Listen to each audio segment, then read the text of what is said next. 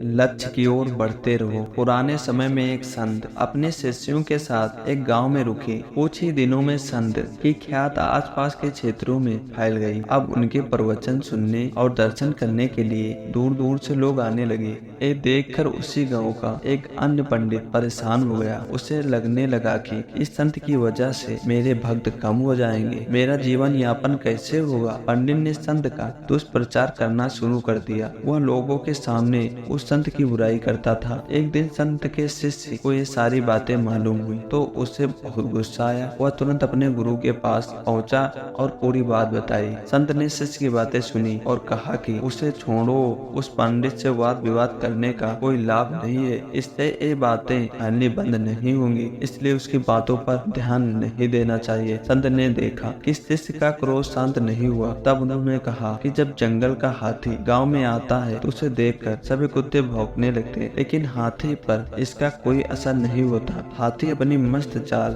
चलते रहता है। कुत्ते भौंकते हुए थक जाते हैं और वापस अपने इलाके की ओर भाग जाते हैं। हमें भी अपनी बुराई करने वालों के साथ इसी तरह पेश आना चाहिए। हमें सिर्फ अपना काम ईमानदारी से करना चाहिए और सत्य के मार्ग पर आगे बढ़ते रहना चाहिए। हमारे अच्छे काम ही ऐसे लोगों का मुंह बंद कर सकते हैं।